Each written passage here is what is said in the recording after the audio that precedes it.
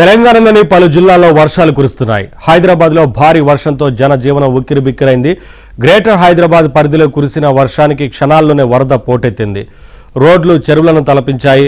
కార్ల అద్దాల వరకు నీళ్లొచ్చాయి.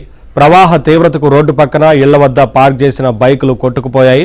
ఎక్కడికక్కడ ట్రాఫిక్ అంతరాయం ఏర్పడటంతో కిలోమీటర్ల మేర వాహనాలు నిలిచిపోయాయి. లోతట్టు ప్రాంతాలు, కాలనీలు జలమయమయ్యాయి.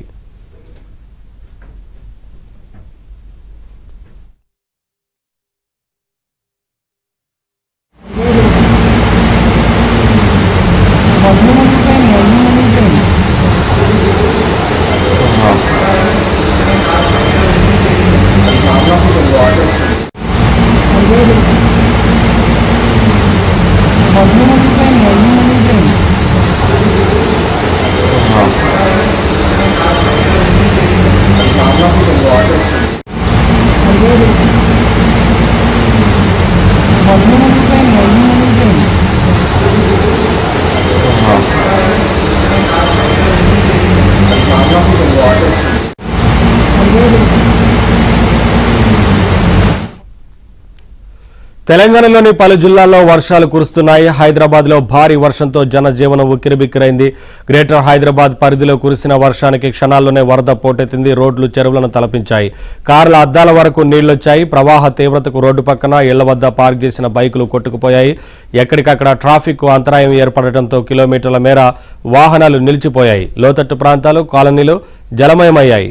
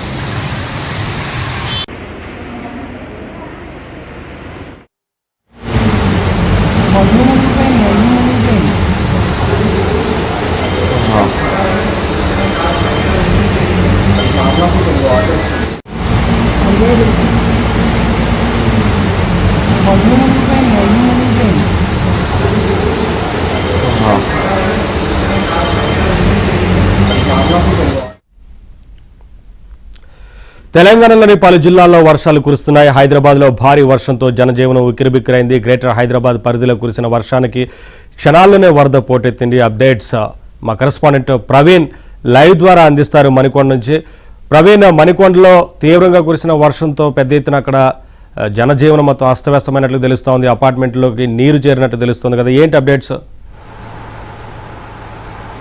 యశ్నవి, నిన్న సాయంత్రం ఏదైతే దంచి కొట్టినటువంటి వరుణుడు ఉన్నాడో దాదాపుగా 12 సెంటీమీటర్ల పైగా గచ్చిబౌలి పరిసర ప్రాంతాల్లోనే కురిసింది. ఒక్కసారిగా గంటన్నర పాటులోనే 12 సెంటీమీటర్ల పైగా వర్షపాతం నమోదవడంతో లోతట్టు కాలనీలు కావచ్చు, ప్రాంతాలు కావచ్చు పూర్తిగా జలమయమైనటువంటి పరిస్థితి కనిపిస్తుంది. ముఖ్యంగా మణికొండలో ఉన్నటువంటి 6-7 కాలనీల్లో పూర్తిగా నీట మునగడం, అలాగే శివాలయం దగ్గర ఉన్నటువంటి గోడ కూలిపోవడంతో 3 ఇళ్లు నేలమట్టం అయిపోయాయి. అలాగే ఖైరా పబ్లిక్ స్కూల్ దగ్గర కూడా పూర్తిగా పిల్లలు చదువుకునే స్కూల్ గోడ కూడా పూర్తిగా పడిపోయింది. అక్కడ కూడా ప్రమాదవశాత్తు ఎవరికి ఏమీ కాలేదు. కానీ కాలనీల్లో రాత్రి నుంచి సెల్లార్లోకి నీళ్లు చేరి లక్షల రూపాయల ఆస్తి నష్టం అయితే సంభవించినటువంటి పరిస్థితి మనం చూస్తూ ఉన్నాము. ప్రస్తుతం మనం దాదాపుగా మణికొండలో నెక్నాంపూర్లోని ఈవీవీ కాలనీలో ఉన్నాం. ఈవీవీ కాలనీలో రాత్రి చూసుకున్నట్లయితే పూర్తిగా కూడా ఈ కార్లన్నీ కూడా మునిగిపోయినటువంటి పరిస్థితి మనం చూసాము.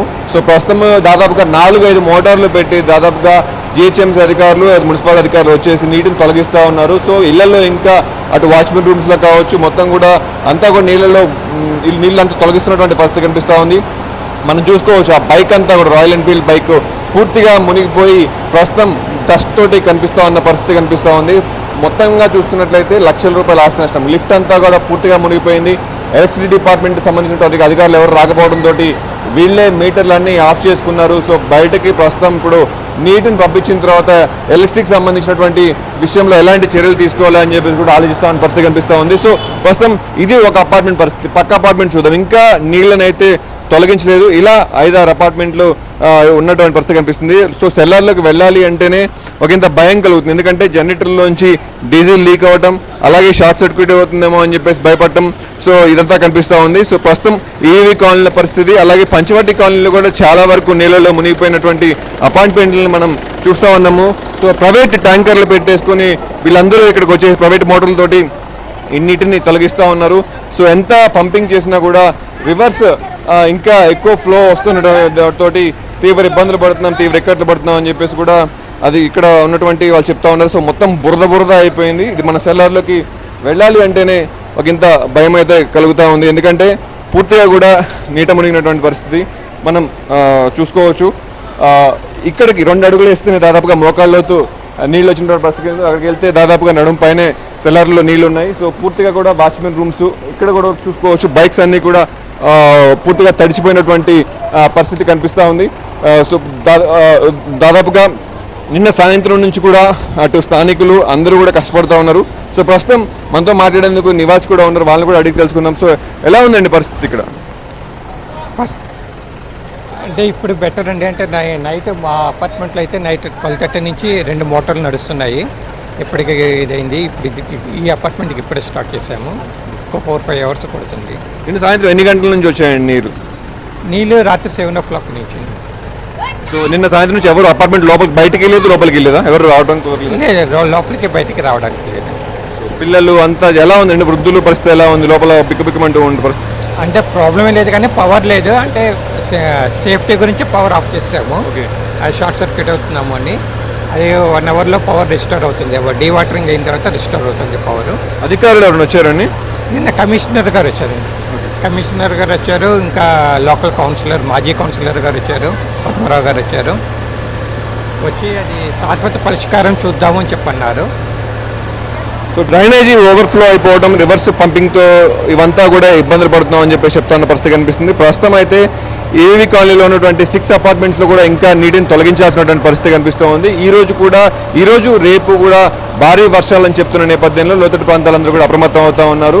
సో ప్రస్తుతం ఇలానే ఉంటే ఈరోజు ఉదయం నుంచి కూడా, ఎందుకంటే నిన్న ఉదయం నుంచి వర్షం లేదు, నిన్న సాయంత్రం నుంచి దాదాపుగా గంటన్నర పాటు వర్షపాతం నమోదైంది. ఈరోజు ఉదయం నుంచి కూడా క్యూములోనింబస్ మేఘాలతోటి పూర్తిగా కూడా వర్షం అధికంగా నమోదయ్యే అవకాశం ఉందని చెప్పేసి వెదర్ ఫోర్కాస్ట్ కూడా చెప్తా ఉన్న పరిస్థితి కనిపిస్తుంది. సో ఈ రోజు రేపు అతి భారీ వర్షాలు ఉన్నాయని చెప్పేసి అధికారులు కూడా హెచ్చరిస్తూ ఉన్నారు. సో ప్రస్తుతం నిన్న రాత్రి కురిసినటువంటి వర్షానికి కోలుకోలేని పరిస్థితుల్లో ఉంటే ఇంకా రేపు ఎల్లుండి పరిస్థితి కురిసే వర్షాలకి ఎలా ఉంటుందా అని చెప్పేసి వీళ్ళందరూ కూడా వణుకుతున్న పరిస్థితి కనిపిస్తూ ఉంది. ఒక పక్క గండిపేట జలాశయాలు పూర్తిగా కూడా నిండిపోయినాయి. సో అటుపక్క మూసి పరివాహక ప్రాంతాలను కూడా అప్రమత్తం చేసినటువంటి పరిస్థితి కనిపిస్తుంది. అక్కడ కూడా 2-3 గేట్లు ఎత్తారు. సో మొత్తంగా కూడా లోతట్టు ప్రాంతాలు, మూసి పరివాహక ప్రాంతాలు, నాలాల పక్కన ఉన్నటువంటి వాళ్ళు, అలాగే క్షార్లోకి ప్రస్తుతం మణికొండలో ఇచ్చినటువంటి దాదాపుగా 3 కాలనీలు అయితే నిన్న రాత్రి కురిసిన వర్షం దెబ్బకైతే దాదాపుగా ఇబ్బందులు పడుతూ తీవ్ర ఇక్కట్లు పడుతూ ఉన్నారు. నిన్నటి నుంచి కరెంట్ లేకుండా ఉన్నటువంటి పరిస్థితి కనిపిస్తుంది.